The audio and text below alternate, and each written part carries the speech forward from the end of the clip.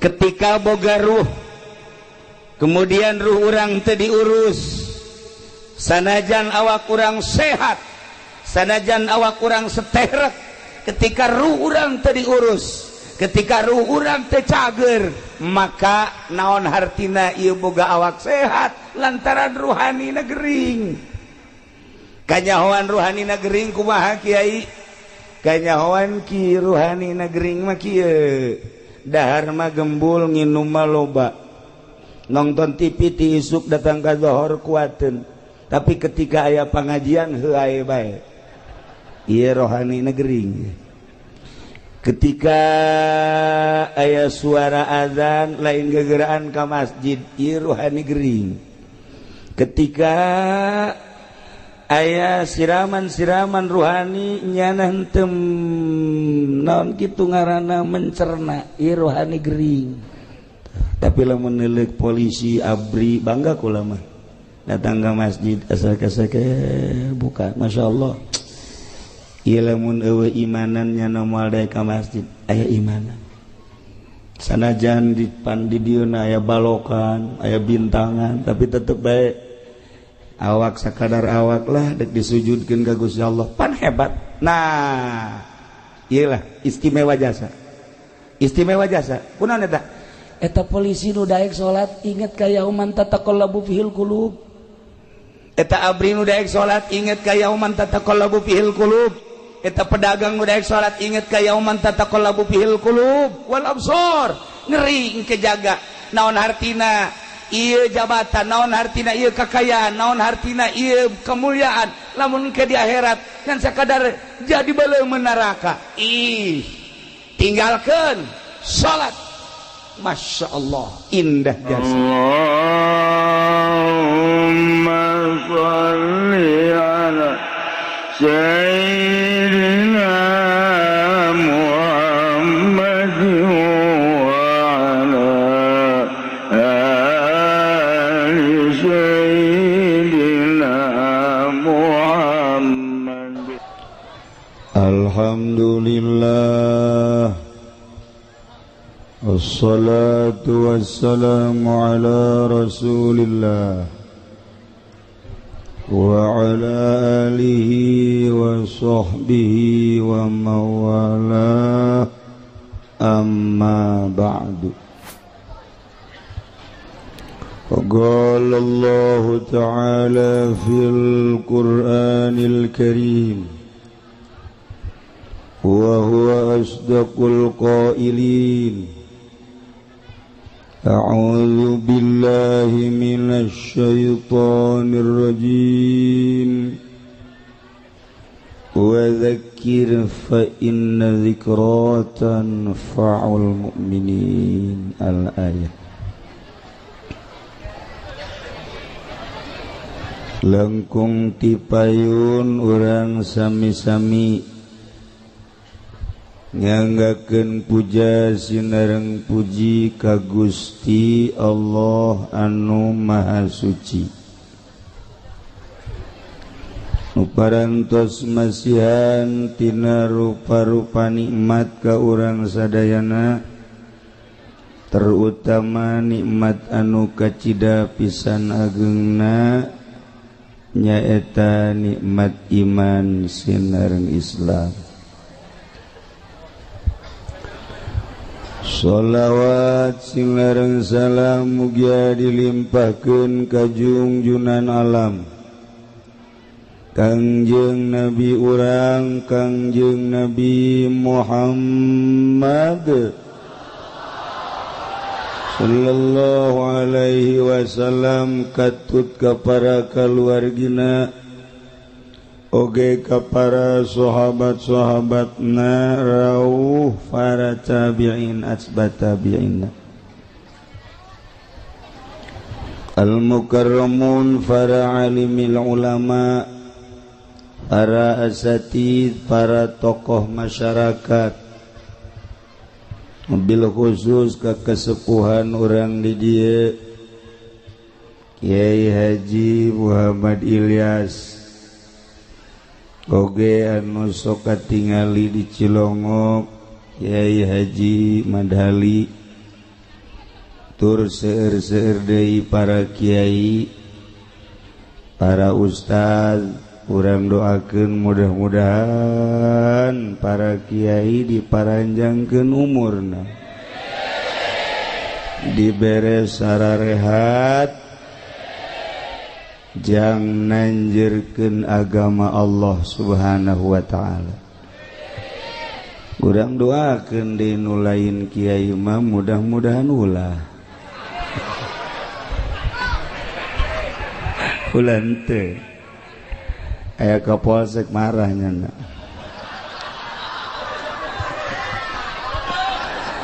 Aratur pemerintahanna, sipilna, militerna, nu alhamdulillah katingali dina saha loba mengkeluk negara. Mudah-mudahan ku ayana areunjana peduli kana negara, mudah-mudahan negara jadi bareres. Aya DPR di dieu janggutar atur, aya pacamat di dieu, aya polisi, aya abri, sebenarnya mah geus lengkap, tinggal balalenderna. Nu kadenge ku urang bupati aya, camat aya, lurah ambal aya, polisi loba. Nu kadenge maling malulu di negara. Nu kadenge ya nu kadenge, kabeneran di Bogor mah bupatina keur masantren. Mudah-mudahan keluar di pondok pesantren jadinya na jurig. Tapi santri nya nama santri. Santri, orang santri ge waya maling mah maling baja.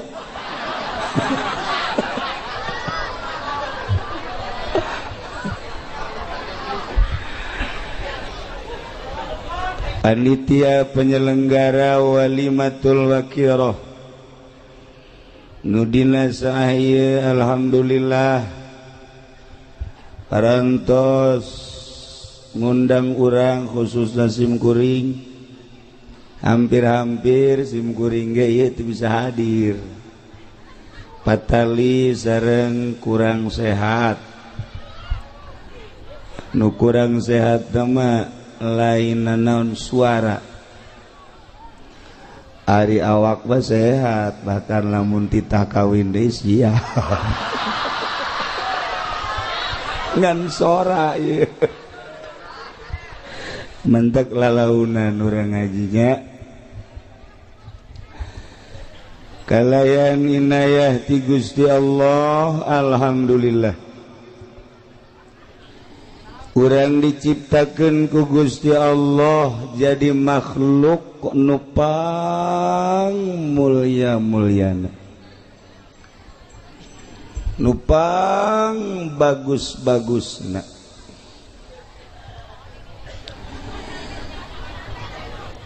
Kamulyaan jeung kabagusan makhluk Allah nu ngaran manusia lantaran didukung ku dua kekuatan anu optimal.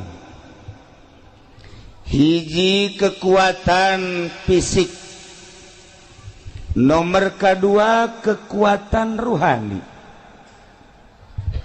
Lamun manusia geus kabogaan dua kekuatan nu dua eta ngelehkeun malaikat. Kekuatan fisik manusia sangat menonjol,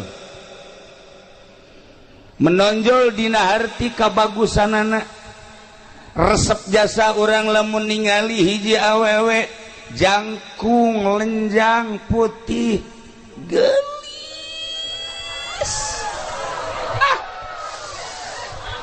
boro-boro ka polsek kiai ge ye nu geus kolot kiai kabung belengan.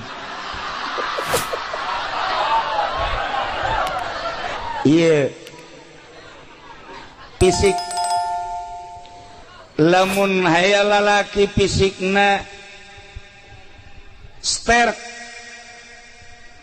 ditingali jangkung, ditingali dedeg pangadegna ngesi, katingali bangun gagah. Ieu keur carita fisik awewe mana nu tersepen ka lalaki model kitu. Dibalikeun deui lamun aya awewe anu boga dedeg pangadeg model tadi, lalaki mana anu teresep. Berarti postur ieu sangat mendukung.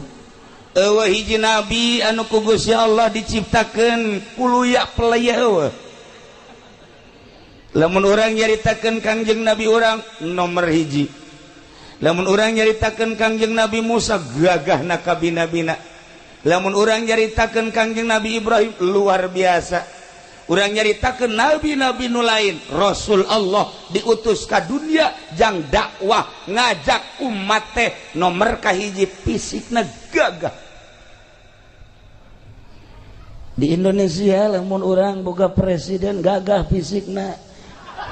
Siapa cok aju seuri bae. Maksudnya lamun diajak perang kamari bae. Misalnya orang boga presiden kos SBY, kemudian SBY ngajak perang moal diengkekeun deui, siap. Sebab urang geus nyaho dadaekna. Ketika Pak Harto jadi presiden, Pak Harto ngajak perang, siap. Ketika moal diteruskan bae ngomongna. Iya fisik. Sabalikna lamun aya hiji awewe gelis jasa ieu mah ngan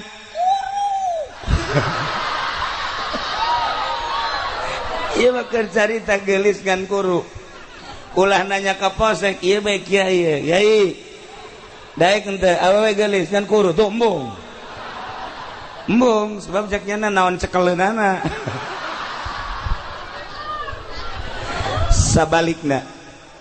Sabalikna lamun aya lalaki kasep jasa, sanggesa kasep sugih jasa ngan bengek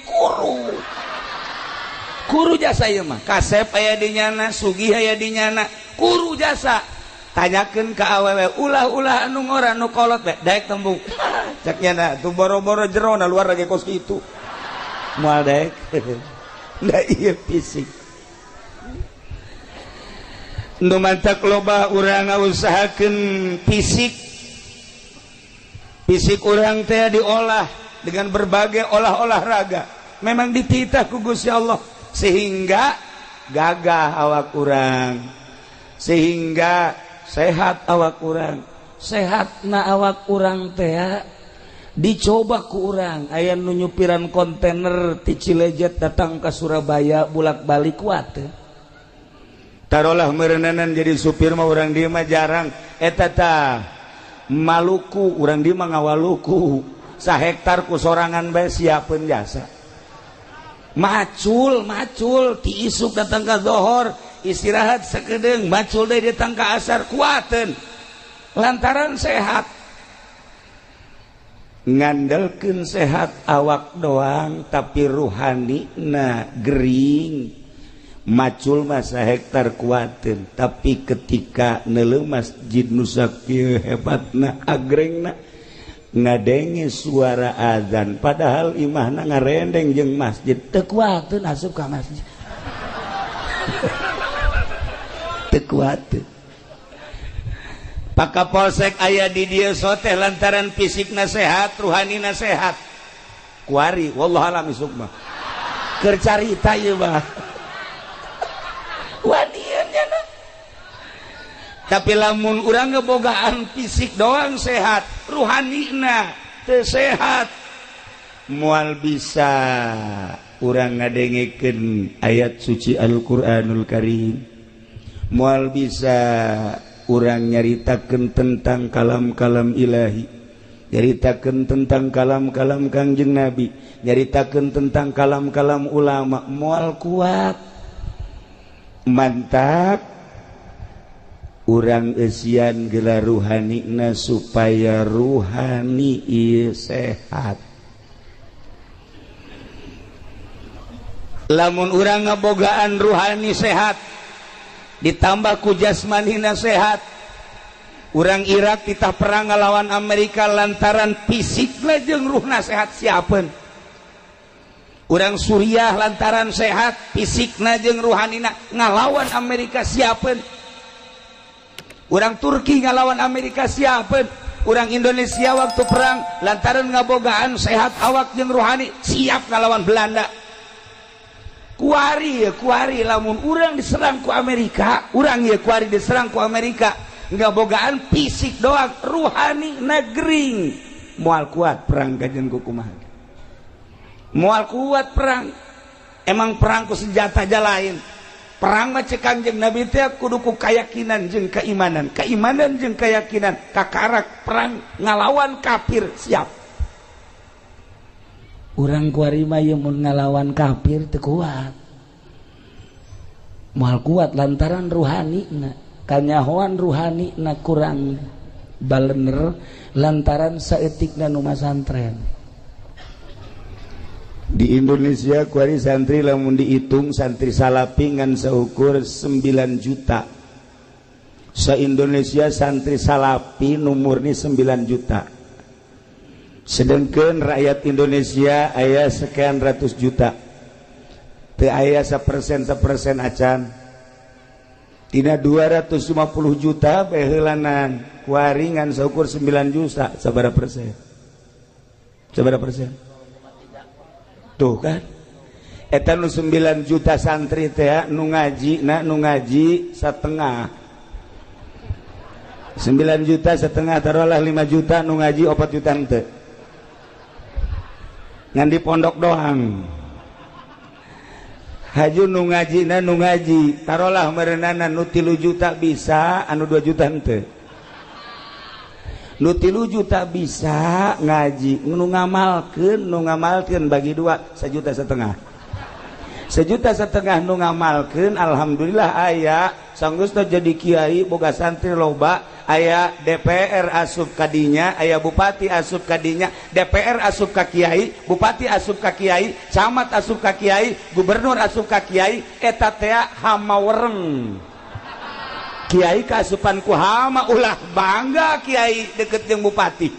Ulah bangga kiai deket jeung gubernur muncan bisa eta teh ternyata horenganan penyakit nu obatna. Nah, ya santri nu 1,5 juta nu jadi kiai kuari naik panggung hidup rahmat kankernya eta kiai. Jadi tinggal kuari 500 kiai sa-Indonesia 500 kiai. Moal kabetrak kuari lamun perang. Moal kabetrak. Nah, gitulah para jamaah kaum muslimin wal muslimat rahimakumullah dengan 2 kekuatan fisik jeung ruhani. Insyaallah urang bisa wauh jeung Allah. Dituduhkeun ku Kangjeng Nabi urang nu dilanjutkeun ku para sahabat diteruskeun ku para tabiin atba tabiin para aulia Allah kabelah dieuna ku para kiai-kiai nu geus wauh jeung Allah Subhanahu wa taala. Nu nuduhkeun ka Allah mah kudu jelema nu geus wauh ka Allah. Moal anggeus nuduhkeun politik jelema teu apal politik. Moal beres jelema nungtun ekonomi lamun nyanana teh jauh ka ekonomi. Moal beres jelema nyaritakeun budaya mun jelemana henteu apal budaya. Moal nyaho jelema nungtun ka Allah moal bisa mun encan nyaho ka Allah. Kuari urang neangan penuntun nu nyaho ka Allah hese. Gitulah para jamaah kaum muslimin wal muslimat rahimakumullah. Ketika boga ruh kemudian ruh urang teu diurus sanajan awak urang sehat sanajan awak urang seterek ketika ruh urang teu diurus ketika ruh urang teu cager maka naon hartina ieu boga awak sehat lantaran ruhanina gering. Kanyahoan ruhanina gering kumaha kiai?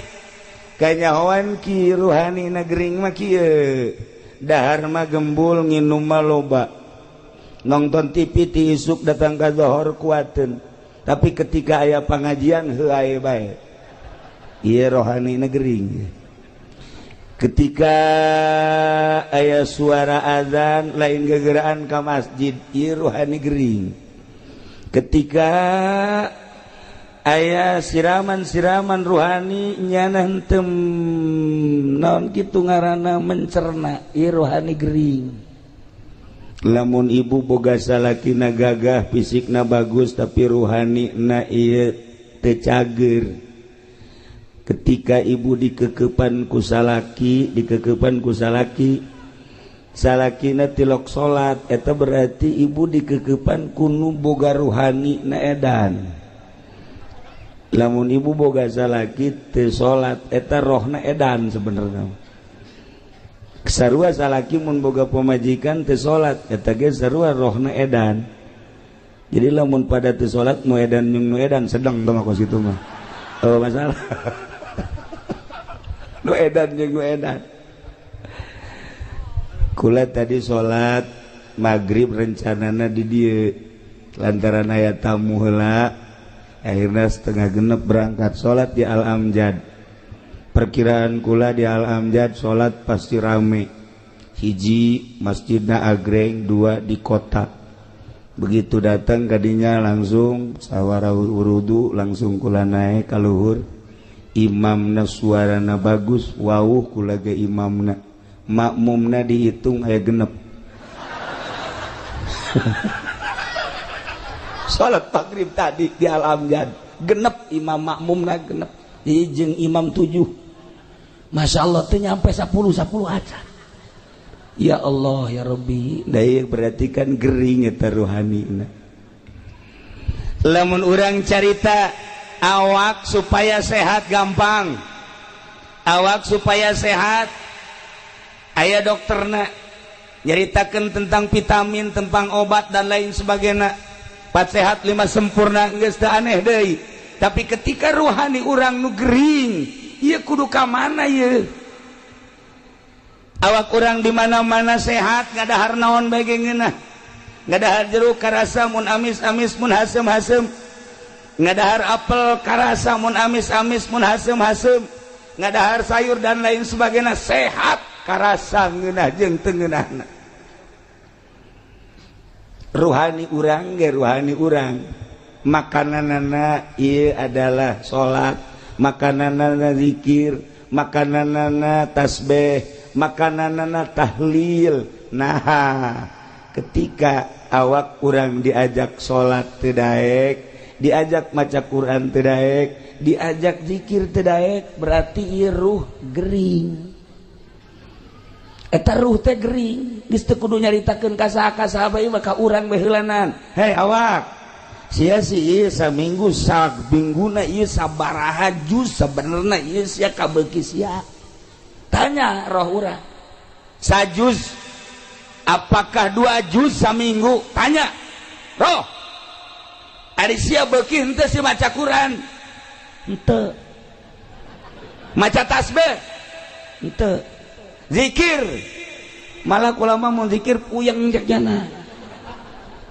iya berarti roh teh gering ahli-ahli Allah kan bakal nyaho sakumaha dokter nyahoeun ka jelema ieu teh sabenerna mah influenza ieu teh gering teh darah tinggi ieu teh gering teh kencing manis ieu teh gering teh nyahoeun dokter fisik teh sarua dokter ruhani ge nyahoeun kana ruh-ruh anu garering nu araredan bisa nebak sebenarnya mah misalnya kiai eta si kapolsek rohna edan apa henteu kukula ditelau katebak kukula bae DPR misalnya eta rohna sebenarnya edan gering apakah nyana sehat nyaho kula mah bener kula mah wajan ngomong dalil ka kaler ka kidul ka wetan ka kulon atuh dokter teh nyahoeun ieu gering ieu sehat ieu gering ieu sehat atuh kiai ge nyahoeun ieu mah kiai gering ieu mah kiai sehat atuh nyaho sanajan di kopeahan di udeng-udengan gering mah gering bae aduh cenah kiai ulah sok kitu aing mah deuk kitu bae aja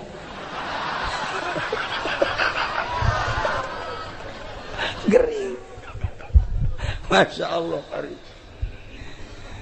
lantaran iya bupati BG bupati datang na ka kiai lain rek ngaji, gubernur datang ka kiai lain rek ngaji, camat datang ka kiai lain rek ngaji, ndek ngajakan kiai diajak ka lembahnya na kiai dek diajak ka urusannya na nu mantak moal bener-bener pemerintah mantak kurang mawani di Tangerang teh lamun aya pejabat teu ngaji kukula mah ka dieu sia ieu sia datang ka aing teh aing diajak ka siapa sia ku endek ka aing ayo gerang kurang mawani lamun aing dek diajak ka sia sabaraha duit sia endek merena ka aing tuh tungtungna mangakur jeung urang dieu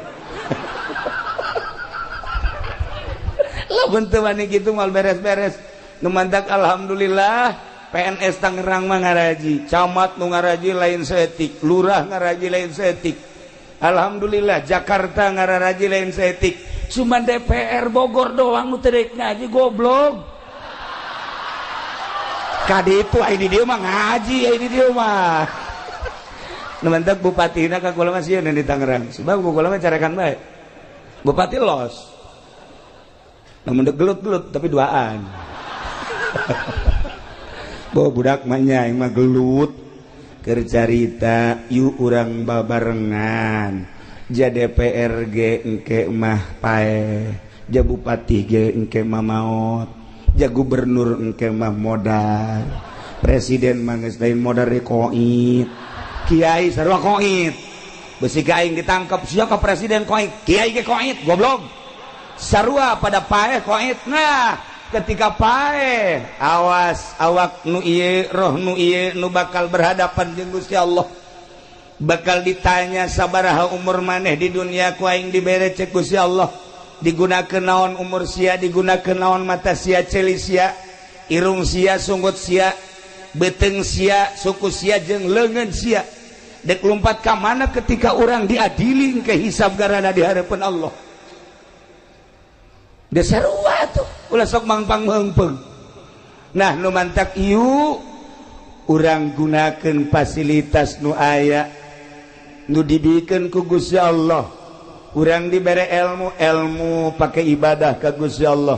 Urang dibere wawasan urang pake ka Allah. Urang dibere jabatan pake ka Allah. Urang dibere harta urang pake ka Allah. Mantak naon? Jasa rua atuh bakal paeh berhadapan jeung Allah. Mantak wali Allah mah engke berhadapan jeung Allah isin amat maning kuari urang bisakeun berhadapan jeung Allah. Waliullah mah kitu diuli kumaha ieu sangkan ke di hareupeun Allah teh aman. Kuari bae urang cari aman. Menghindar heula ti makhluk dengan modal ilmu, menghindar heula tina dunia. Lantaran deka Allah ketika orang menghindar ti makhluk jeung dunia hiji bae nu ditingali Allah ketika geus datang ka Allah bakal seuri sorangan bakal indah hirup. Baheula keur zaman Gus Dur kuari zaman Habib Lutfi Habib Ja'far urang mun ngobrol jeung Habib Lutfi kuari ti mimiti ka harti datang ka teu pati ka harti datang ka teu ka harti ge ka dituna. Sering datang ke Cilongok ngobrol. Ieu ge marilu tajung nu karya ieu marilu cenah ge ngobrol. Bangsa setengah jam mah masih ka harti keneh ilu seuring cenah ge hahaha. Naik bae bangsa geus sajam. Nyana geus kikieuan we isi naon nu diobrolkeun cenah ku kiai. Nyana geus heuai deui. Kiai ongko heuai bae tolol. Terus naik asal geus sajam setengah 2 jam geus kararieu bae. Terus si naon diobrolkeun teka arti geus beres teh geus balik ka Habib Lutfi biasa jam 3:30 balik lah naranya ka kula kiai ai tadi si obrolan anak ka harti ai geus saruan teu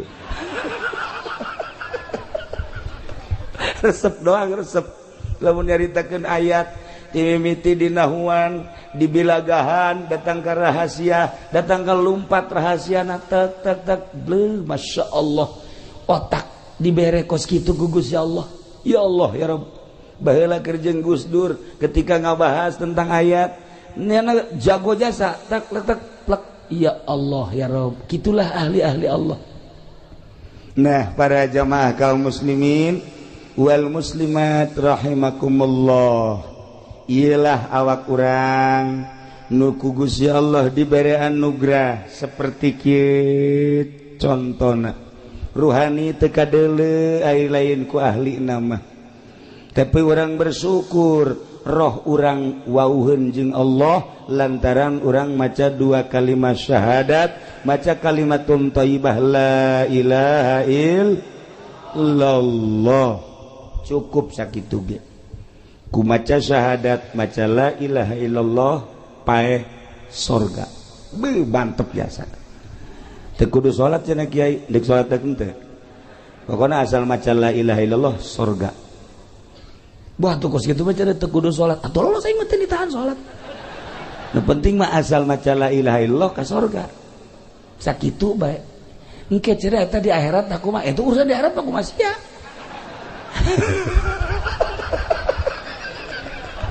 Jata bae aturan-aturanana. Nah, urang kuari dibere ilmu ku Gusti Allah macem-macem nu aya di otak urang. Ketika urang neuleuh lapangan lega, kemudian aya gawangan, ilmu urang nanya ka urang, cak urang teh ieu eta si paranti naon mun urang neuleuh lapangan aya gawangan, ditanya ku urang ari eta tempat paranti naon, jawab pasti paranti maca sholawat. Tuh seri berarti pinter kan? Lain paranti main bola. Ketika orang berangkat deui ningali euy kantor balai desa, wah iya di dieu lah berarti aya lurah, di dieu lah aya RW, aya RT, tempatna di dinya. Ieu kantor balai desa. Bertanya-tanya kan di otak orang, aya teh si tempat naon sih kantor balai desa? Oh, paranti maca Quran. Gideg lain berarti kan. Paranti ngurusan SPPT. Lumpat deui urang ka kota ka Bogor, aya dinya kantor DPR. Weuy. Bertanya-tanya di benak hati urang, aya eta kantor DPR teh paranti naon eta? Beuh paranti zikir. Caka teh urang lain. Paranti naon? Ngurusan rakyat. Maksudna ngurusan rakyat geus ulah diteruskeun sia nu nyaho. Otak urang teh leumpang. Ketika leumpang deui ningali aya bangunan di dinya na majelis taklim. Oh, iyalah tempat paranti main gapleh ya. Lain. Otak urang jalan leumpang. Lain paranti ngaji. Liwat deui ka ditu. Wow. Kapolsek. Kapolsek mah ialah tempat polisi di jerona setan jeung jurig belum ditangkepan kan kunyana ya jurig tangkap setan tangkap asupkeun ka dinya manteng nyana mah kuat berhadapan jeung setan jeung jurig sebab nyanana pernah jadi setan manteng kuat nyana mah tuh oh masalah itu urang lewat polsek nyaho orang. Nah, ketika orang lewat ningali bangunan seperti ieu. Benak hati orang bertanya-tanya, ai eta si bangunan naon? Oh, masjid. Tanya deui, paranti naon sih eta masjid? Wallahu alam, goblok sia. Teu nyaho ka masjid. Tanya otak urang teh tanya ieu teh bangunan naon? Masjid. Paranti naon? Bejana mah paranti salat, bejana. Urang emang nu mentak bejana. Aing can pernah kadinya.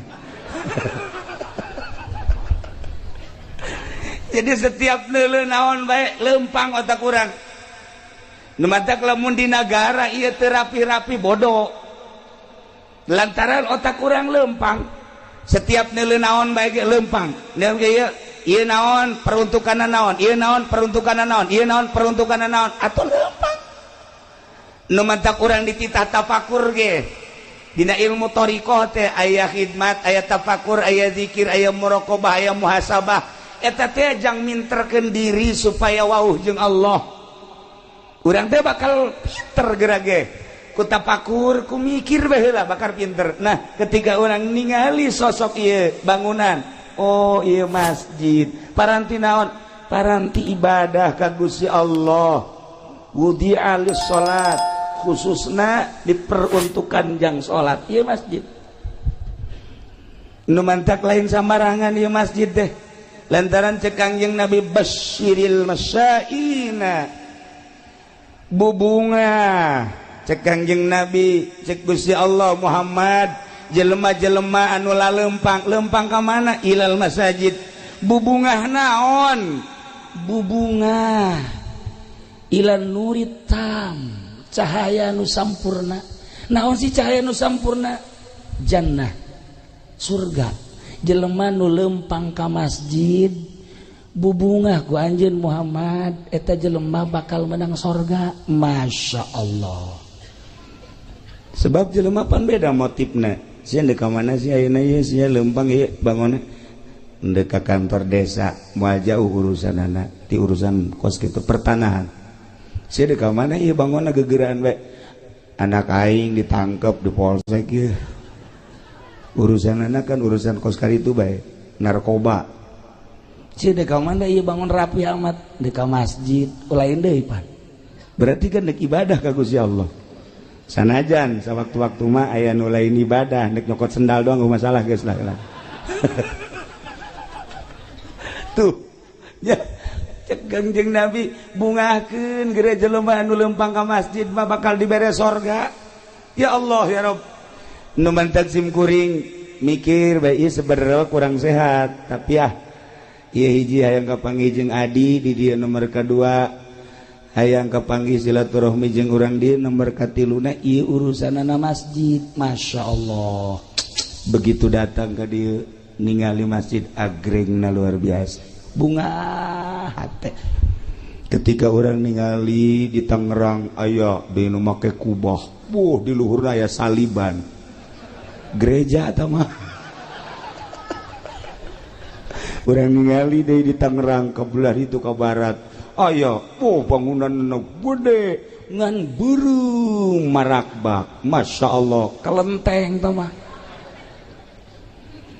Orenganan di Indonesia teh kompetisi aya nu ngabangun gereja teu eureun-eureun aya nu ngabangun kuil teu eureun-eureun aya nu ngabangun kitu kelenteng teu eureun-eureun aya nu ngabangun masjid teu eureun-eureun atuh nu ngabangun gereja moal umat Islam nu ngabangun kuil moal umat Islam pasti umatna masing-masing nu ngabangun masjid dia moal orang Kristen nu ngabangun masjid pasti umat Islam.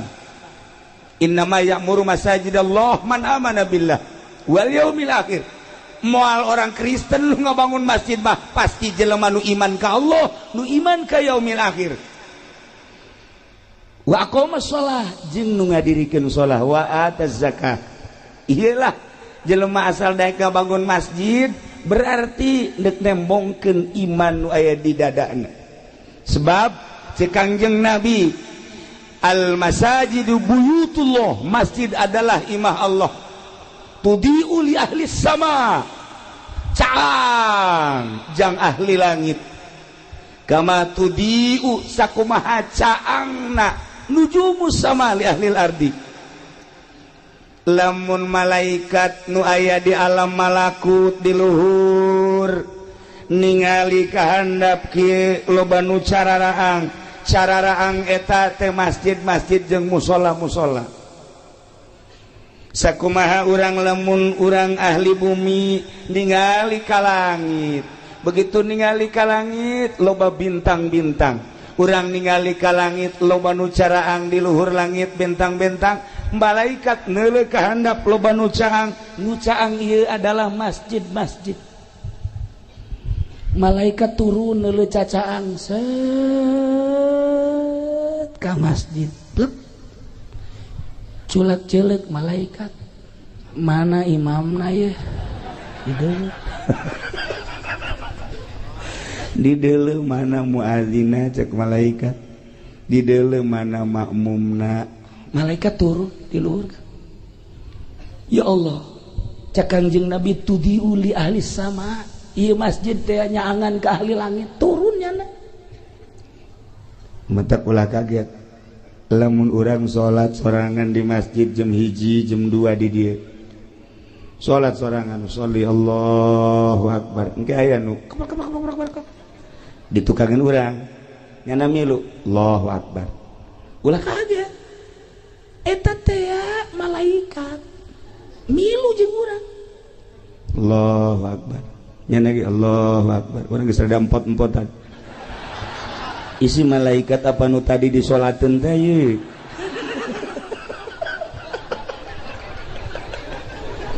Rempan. Irempan ye. Kapolsek Onam nya nama lamun aya nu salat nya keur salat teuting sorangan Allahu akbar. Allahu akbar. Sami Allah, milu di tukang sami Allah gua tembak lu. Emang setan bisa ditembak ya moal. Cek setan gua kentutin lu. Asana kapolsek elek ku setan. Saya sih ada. Masjid tempat malaikat. Turun malaikat. Mentak loba nu teu kuateun. Ulah-ulah bangsa orang kampung, ulah-ulah bangsa santri, ulah-ulah ustad kiai salat sorangan jam 2. Poekan di dieu. Poekan, masjidna poekan, salat kiai mah kiai. Udang-udang nu gede geus. Udang-udangna sagede roda Vespa. Salat sorangan. Sholli sunat tahajud. Allahu akbar. Aya itu. Allahu akbar. Dak milu bae na teh. Kiai teh. Allahu akbar. Iya Allah. Amin Allah. Kiai kajian kuku mage moal khusyuk. Dek ceuli datang ka khusyuk. Nyaho datang nyaho moal ka assalamualaikum.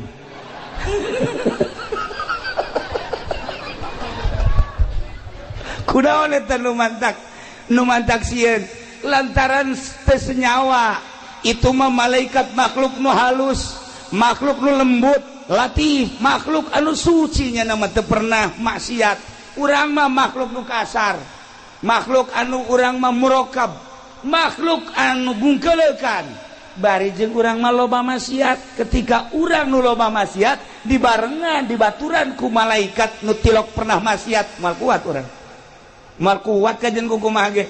Tapi ketika urang nanggeus teu maksiat, Kangjeng Nabi jol malaikat Jibril wawuheun, Kangjeng Nabi Musa jol malaikat Jibril wawuheun, Kangjeng Nabi Isa jol malaikat Jibril wawuheun.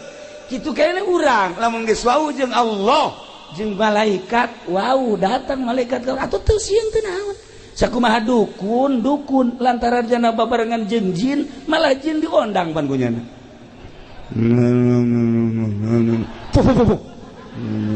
Aya kuari gimana kana ieu?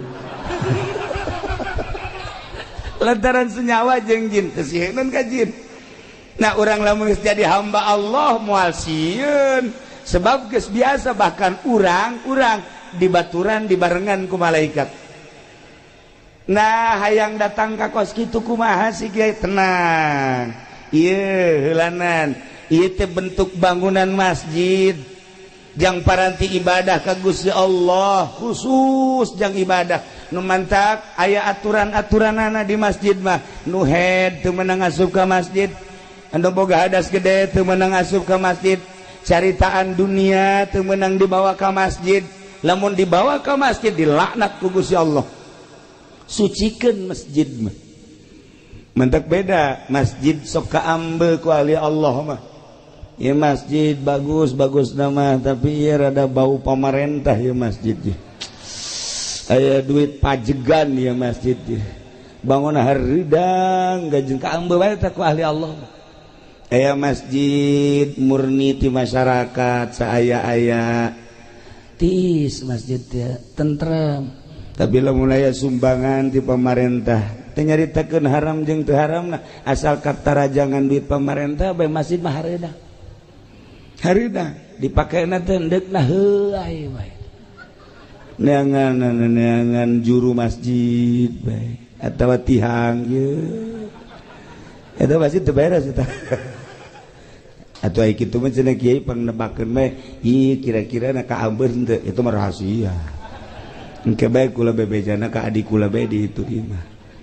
Henteu cenah kuari bae hayang nyaho ieu apakah aya eueuh duit pamarentahan ka Ambeun teu ku kiai. Teu jak ka Ambeun jasa ku aing mah. Jak ka Ambeun. Emang teu ka apa tuh ka Ambeun. Ya Allah ya Rabbi. Nah, sedengkeun ieu kapal. Ieu masjid bakal jadi kapal jaga di akhirat. Ketika urang dieu engke digiring di mahsyar, saenggeusna digiring ditimbang amal, nu amalna bagus mah langsung sorga. Nu amalna kurang bagus ye cicing heula di sisi neraka. Saenggeusna cicing di sisi neraka, malaikat nanya, "Hei, urang mana ieu?" Si Lejet. Pimpinan saha? Ilyas, Haji Iim Imadudin, adik kula. Cek malaikat dia kamarana cicing di dia, lain ka neraka bae. Embung panas. Atuh geura ka sorga. Teu kadeuleu jembatanna. Atuh sieun da kamarana ieu. Nyaho ka mana meureun. Tidinya aya kapal ngung. Nah, masjid ternyata bakal jadi kapal. Aya merekna dirinya kapal naon ieu ngaranna? Hah? Al-Hijriyah. Wow, kapal Al-Hijriyah Cilejet. Jelema aya di panitiana. Tenang lah. Teu bisa sembarangan asup. Anu gede naon kitu nganyumbangna ti heula bangsa nu 100 juta 50 juta ti heula rombongan 10 juta masuk sada pinuh ta masjid rombongan 5 juta rombongan 1 juta aya ditungtung rombongan anu 500 nangkel.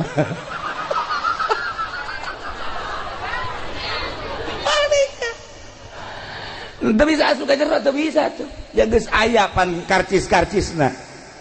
Mulai dek diberangkatkeun ieu ku panitia tinggal nu nangkel bae aing mah duh jakna aya teu milu aing butuh aing milu ieu pan suku ka handap. Panas. Teu meunang naik jana teu meunang ieu sakitu ayana berangkat. Masya Allah indah jasa horenganan ieu teh bakal jadi kapal pas tengah-tengah neraka bocor. Masjid bocor, kapal bocor, anu di tengah wae panas kunaon bocor. Bocor kapal bocor. Wah, ngarangtung atuh kabeh lantaran bocor atuh. Biasa teu ada ka luhur. Cak panitia, kok bisa bocor kieu? Naon ya? Coba. Malaikat datang. Ieu kunaon ieu jadi bocor? Diambean ku malaikat. Duit bupati. Bocor. Masjid sakieu bagus dan ke bocor. Ya Allah ya Rabbi. Datang mah datang ka ditungan harideung.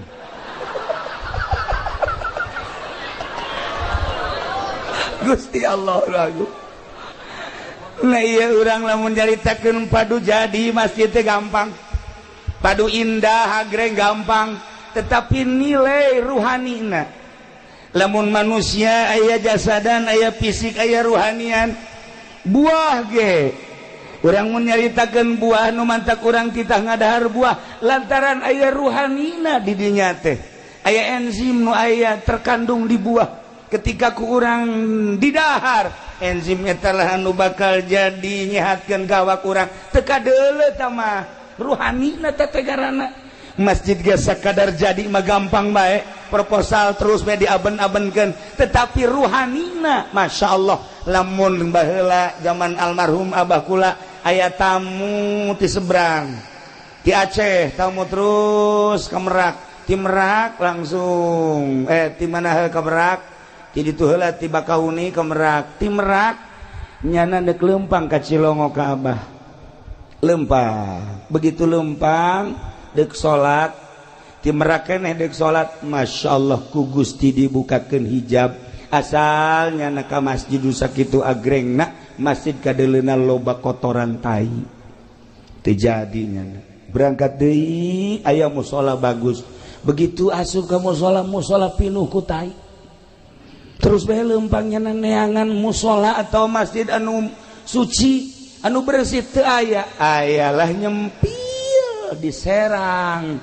aya masjid mushola nyempil jore begitu asup tah eta mah teu katingali kokotor didinya lah salatnya didinya langsung leumpang deui ti Serang terus menuju Cikande kitu bae asal deuk salat ka masjid ka mushola selalu ditembongkeun ku Gusti Allah kotoran-kotoran datanglah ka Tangerang datanglah ka almarhum Abah kula nyana nyaritakeun sepanjang Merak Tangerang Serang Tangerang seperti kitulah eta keur zaman harita wallahu alam mun zaman ayeuna aambean ahli Allah geus lain dedengan ahli Allah mah geus lain kuari mah paronjang-ronjang ancul-anculan hanya sekedar zahir jeung zahir bae ieulah tepati urusan ruhani lamun kiai ngurusan zahir jeung batin lamun ustad ngurusan zahir jeung batin lamun lurah ngurusan zahir jeung batin lamun pemerintah ngurusan zahir jeung batin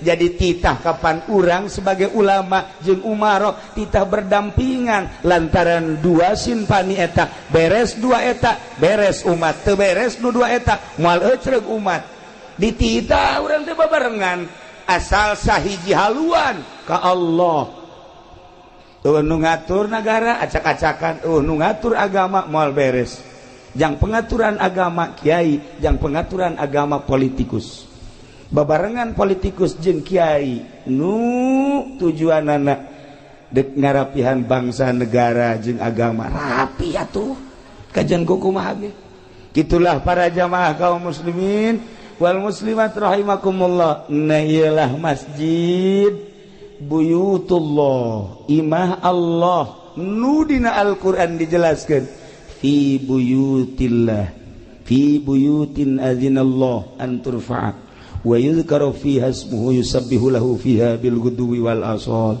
rijalul la tulhihim tijaratu wala bai'un an dzikrillah wa iqamis shalah wa ita'iz zakah yakhafuna yawman tataqallabu fihi al qulub wal absar wallahu a'lam bimuradi fi buyutin di bangunan adzinallah nu Allah ngirinan an turfa'a wa yuzkaru fiha ismuh titah diagungkeun dimuliakeun jeung disebut-sebut ngaran Allah Allah teh nyebutkeun hiji bangunan nu silakeun asma kaula disebut asma kaula ditutur agungkeun bangunan eta mulyakeun bangunan eta jang paranti nyebut asma kaula jang paranti nutur kaula naon eta teh masjid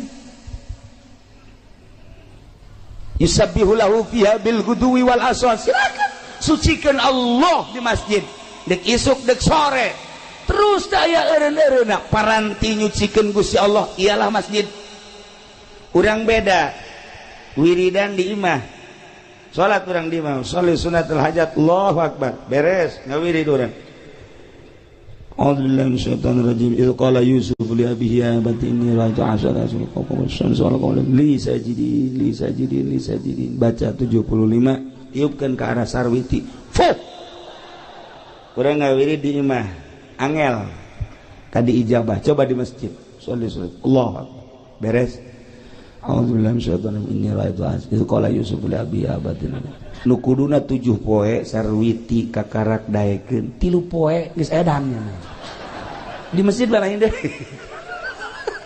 eta ku irida di masjid dek jadi dek henteu di masjid mah di masjid fi buyutin adzinallah an turfa wa yuzkara fiha ismuhu yusabbihu lahu fiha bil ghudwi wal asal saha teh anu kos kitu teh rijalul la tulhihim tijaratu wala bai'un jelema-jelema anu teu disibukkeun ku perdagangan, nu teu disibukkeun ku jual beli. Sanajan keur dagang, sanajan keur jual beli, sanajan keur tani, sanajan keur di kantor, ketika ajakan Allah datang, ninggalkeun dagangan, ninggalkeun sawah, ninggalkeun kantor. Rijalul la tulhihim tijaratu wala bai'un an dzikrillah wa iqamis shalah wa itaiz zakah. Kunaon sih make kos kitu? Keur di sawah ngadenge suara azan, padahal keur macul ngadenge Allahu akbar, Allahu akbar. Cak petani pacul hampuranya mana hendak disimpen heula di galeng, titip ulah ka mana manehnya. Cak pacul lainnya mah ka mana?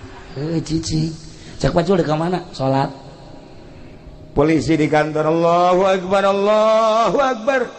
Periwit ditendeng, ngampura heula periwit. Cak periwet dek mana? Panggilan Allah leuwih mulia batan maneh. Mangga tuh kan. Di DPR, Allahu akbar, Allahu akbar. Tinggalkeun kantor. Dek mana? Cak kursi teh keluar. Dek naon? Dahar. Beda DPR mah lain ka masjid. Atuh beres di DPR. Ya Allah, ya Rabb Gusti Allah doaku. Iya masjid. Rijalul la tulhihim tijaratun wala bai'un an dzikrillah wa iqamis shalah wa itaiz zakah. Kunaon sih make jeung kedak amat ka masjid? Komo ustad mah santri kiai asal adzan masjid, asal adzan masjid. Sebab kadengena suara muadzin Ki Zaid misalnya azan Allahu akbar, Allahu akbar, kadengena mah suara Zaid, padahal utusan Allah, ajakan Allah lain Zaid tadu di deuleu Allah mah. Masya Allah karim ke masjid sholat. Nah, rijalul la tulhihim tijaratun, tesibu ku dagang, tesibu ku jual beli, tesibu ku tani, tesibu ku bisnis, tesibu ku kantor, berbagai aktivitas tinggalkan. Kunaon emang? Ya khafuna yauman, sieun kahiji poe, poe nu mana? Poe anu tataqallabu fihil qulub wal absar, anu bakal goncang hate jeung mata. Neuleu naon? Neuleu pandangan neraka. Rempan jasa lamun urang ningali engke jaga poe. Yauman tataqallabu fihil qulub wal absar. Nu mantak ahli Allah mah cepet ka masjid lantaran ingat ka yauman tataqallabu fihil qulub wal absar, neraka. Kiamat. Nu mantak para pejabat urang lamun di Jakarta ningali indah jasa ketika datang waktu sholat nyana teh mukaan sapatuna. Kula sering sholat di Tangerang, polisi dibuka sapatuna, kula kieu bae di sisi cek kula teh kiai mah teu kudu muka sendal jeung teu kudu make sapatu jeung make sendal babarieu. Kiai jatuh make calana tinggal wear doang panjang. Babari kan eta mun deuk kieu deuk naon ge kitu bae meureun, maksudna tinggal nyingsatkeun bae. Tapi lamun neuleuk polisi abri bangga kula mah datang ke masjid asal-asake buka, Masya Allah. Ieu lamun eueuh imanan nya moal daek ka masjid aya imanan. Sanajan di dieuna aya balokan, aya bintangan, tapi tetep bae awak sakadar awak lah dek disujudkeun ka Gusti Allah, pan hebat. Nah, iyalah istimewa jasa. Istimewa jasa. Kunaon eta? Eta polisi nu daek salat inget ka yauman tataqallabu fihil qulub. Eta abri nu daek salat inget ka yauman tataqallabu fihil qulub. Eta pedagang nu daek salat inget ka yauman tataqallabu fihil qulub wal absar. Ngeri engke jaga. Naon hartina ieu jabatan, naon hartina ieu kakayaan, naon hartina ieu kemuliaan, lamun ke di akhirat kan sakadar jadi baleum neraka. Tinggalkeun salat. Masya Allah, indah jasa. Tinggal urang ngabebener salatna nu rapi, jangan ngabebener salat mal aya di SD. Pernah di SD di Pagahan salat nu rapi eueuh, di SMP beuki eueuh. SMK beki tawuran kabelah itu. SMA moal aya sugan di Trisakti aya ngaberesan salat eueuh. di UGM sugan ngaberesan salat moal aya di UIN we di UIN atuh guruna ge guruna teu barisan salat maksudna salat nu asli anu tanha anil fahsya'i wal munkar sekedar kuka mah ambal aya salat leuwih. Nah makana belajarlah salat nu rapi. Di mana belajar salat nu rapi? Eueuh deui di pondok pesantren. Madak lamun jelema geus mondok geus sorga we tah geus sorga tah mah sia di mana ya ku hari belajar pondok mana pondok pesantren modern apa salap ieu budak mun hayang nyaho ibu-ibu jeung bapak-bapak ka penghuni sorga eta budak santri teh penghuni sorga eta mun hayang nyaho mun hayang penghuni neraka eta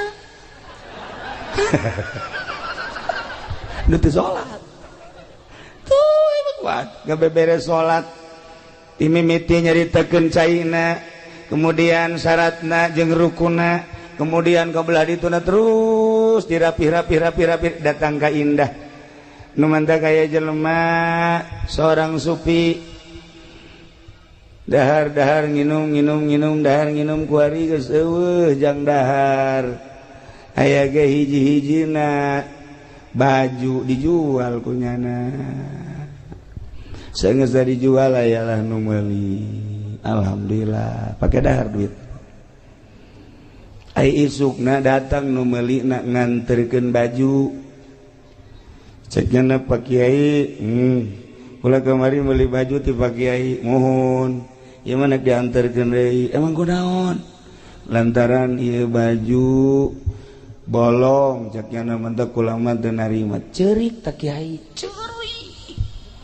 ceurik lain lalagaan datang ke teu bisa diparepe ceurik we datang ke nu meuli Kiai hampura ieu mah dianterkeun bae tapi duitna mah teu kudu dibalikeun buki ceurik bae cipan ieu Kiai kudu kumaha ieu ceurik Kiai hampura ieu mah baju mah cokot bae ku Kiai duitna mah kajen teu kudu dibalikeun beuki ceurik bae ditungguan guna nangis aya sajamna kakarak reda Kiai hampura ieu mah baju lantaran teu kapake ku kula dibalikeun deui ka Kiai duitna teu kudu dipulangkeun geus bae ridho ceurik deui Kiai pan ceurik bae iki ceurik bae ditanya Kiai nu mantak ceurik kunaon sih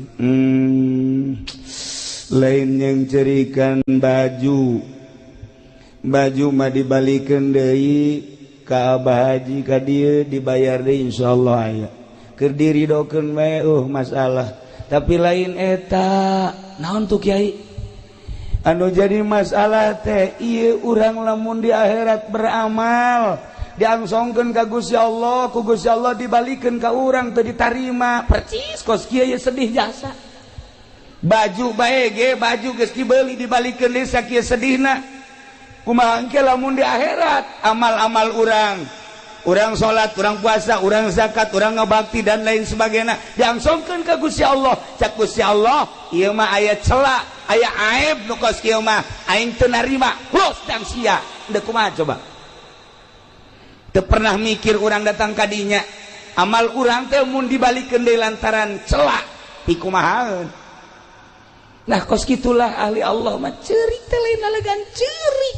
masyaallah kari kos kula nu sok dirongengkeun ku kula teh aya kiai boga pamajikanna 4 hebatnya sapan tama kiai boy ilmu aya di nyana gagah aya di nyana pinter aya di nyana sugih deui 4 pamajikanna ngan cak nyana teh kieu kulantaran 4 gilirna nu ngagilir awewe jadi kiaina di imah we mantep eta kos kitu teh tu kapolsek geus hayang ngajan kumaha ge nyana mah kenan jadi awewe nu gilir supaya kayak kaditu balik ka isuk ka dieu kayak balik aduh nikmat jasa teh anugerah lain leutik-leutik anugerah teh barang penting ieu teu datang nu kolot sekian ieu datang nu kolot pre malum ieu geus aing lah isu penting nu kadua datang deui bae ceu datang katilu penting nu katilu teu datang deui bae kaopat peting nu kaopat teu datang deui we je cek kiai opat ku opat mah hiji-hiji acan kumaha orang ya secegan. Nah kebenaran di lembur eta anu ngariung nyana nyarita kan ngaranna ge kiai di bare waktu dulur-dulur sadaya geus beres ngariung nya nyaritakeun kepentingan nu boga imah nyana nyarita urang lamun boga pamajikan kemudian pamajikan ngaladenan urang eta teh sarua jeung ngabunuh Yahudi 70 ganjaranna kumaha jasa sakali deui lamun pamajikan ngaladenan salaki sarua jeung ngabunuh Yahudi 70 kadang eta ku pamajikan opat teh mau horenganan lain leutik ganjaran ceuk masyaallah eta pas kiaina balik ngariung mulai nu kolot datang waalaikumsalam aya naon kula kabita ngadengin taju 70 sakina kula deuk ngaladenan kakak woi siap atuh sakira der beres balik nu kolot nu kadua datang waalaikumsalam ieu naon ieu kula tadi ngadenge kakak bu masyaallah kabita disuk gede jasa orang ganjaranna jadi kula deuk ngaladenan kakak siap der deui dua geus beres cenah balik teh dua katilu datang deui waalaikumsalam aya naon ieu kula kabita jasa ganjaranna tadi sarua jeung maehan 70 kula ge hayang deui atuh siap geus rada leutik siapna siap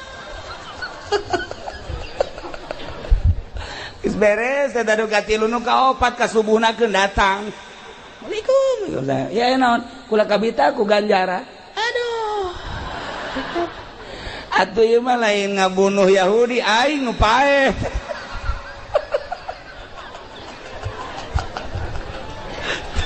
saya tokos karar itu ganjaran mah ganjaran bae budak atuh aing isuk digotong ka rumah sakit. Para jamaah kaum muslimin wal muslimat rahimakumullah urang inget kana yauman tataqallabu fihil qulub wal absar maka umat muslimin mimiti daek nyadiakeun lahan naek ngabangun belah dituna ngarumat belah dieuna nu paling istimewa adalah ngesianana iyalah innama ya'muru masajidallah man amana billah mual Kristen nu ngaramekeun masjid mual Yahudi nu ngaramekeun masjid mual Buddha Konghucu dan lain sebagainya umat Islam lah nu ngaramekeun masjid tetapi ngaramekeun masjid mah butuh ruhani geus lamun ruhani na edan tetep bae mual rame ieu masjid nu ngaramekeun masjid anu ruhani na cager maka jangan ramekeun masjid ruhani na tingkatkeun cara ningkatkeun ruhani ialah di pondok pesantren lamun ibu bapak geus karolot ku arieu geus karolot harepan jang mondok anak ke pondokkeun anak geus eueuh incu indah jasa ke lamun di akhirat ibu anakna pesantren saenggeusna ditimbang amal ibu kurang bagus amalna engke bisa ditulungan ku anak lantaran anak teh jadi waladun sholih gitulah para jamaah kaum muslimin wal muslimat rahimakumullah nailah sosok bangunan masjid sanajan dibangun sarua material tina bata besi semen pasir jeung sajabana tetapi setelah jadi masjid berbeda jeung kantor DPR berbeda jeung kantor bupati berbeda jeung kantor balai desa berbeda jeung nu sejen-sejen lantaran peruntukanana ieu mah adalah fi buyutin adzinallah an turfa wa yuzkara fiha ismuh